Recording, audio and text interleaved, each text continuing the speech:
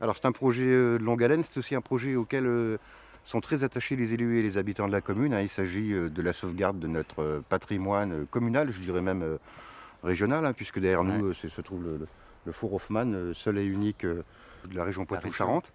Et donc ici c'est une réhabilitation de l'ancien site de la briqueterie de la Grève-Saint-Mignon, qui était la plus grosse unité du Marais Poitevin au début du XXe siècle. Ce lieu, on l'avait toujours identifié, toujours. Il y a 25 ans, on espérait ô combien que la collectivité pouvait s'y investir, se le réapproprier, l'offrir aux habitants, leur redonner finalement leur histoire et cette mémoire. Et c'est ce qui est en cours. Mais alors cette mémoire, elle ne s'arrête pas là. C'est que ce sera un lieu d'activité, de formation, de sensibilisation. Propos recueillis durant l'hiver 2010, René Maté, architecte du parc aujourd'hui à la retraite, applaudissait ce défi lancé en 2005 par cette commune de la Grève-sur-Mignon d'à peine 500 habitants. Le parc du Marais Poitevin n'attendait donc que ce feu vert pour soutenir cette aventure de restauration de ce gigantesque patrimoine industriel.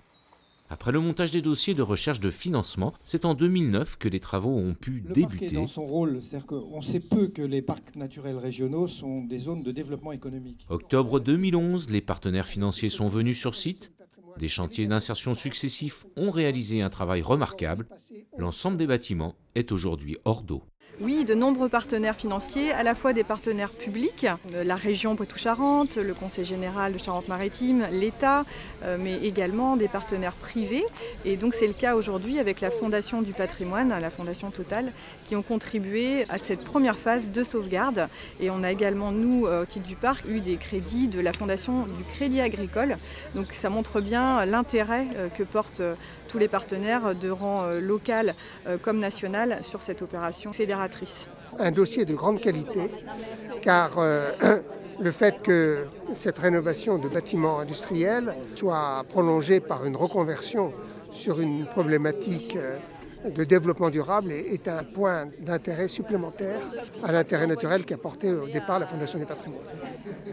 Il y a un projet humain et c'est en fait cet élément-là qui nous a sensibilisés pour ce dossier de la briqueterie. Vous voyez ici, on parle d'insertion, de formation, d'école, avoir un sens.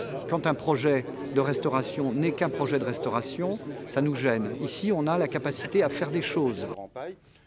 L'ambition de l'association régionale sur ce site, elle est d'une part de représenter en région le réseau national chantier-école à travers des actions de formation, d'accompagnement des autres structures d'insertion de la région. Sur le site de la briqueterie, elle est de permettre à des personnes qui sont en difficulté vis-à-vis de l'emploi à un moment donné, d'acquérir des compétences et de repartir vers un autre travail chez des artisans ou dans une entreprise. C'est le parc qui est en charge de mettre en acte et en action la phase 2, c'est-à-dire l'aménagement du Four Hoffmann pour l'accessibilité au public et pour la création d'un espace muséographique qui va retracer l'activité ancienne et le savoir-faire de nos aînés, et puis l'aménagement du bâtiment de chantier en centre de formation et en hall d'accueil pour le public, centre de formation, où se développera ici, se pérennisera une activité de formation, de qualification professionnelle sur les techniques d'éco-construction. Ça serait parfait si nous pouvions ouvrir la première tranche de la briqueterie à partir de la fin de l'été 2012. Nous y travaillons.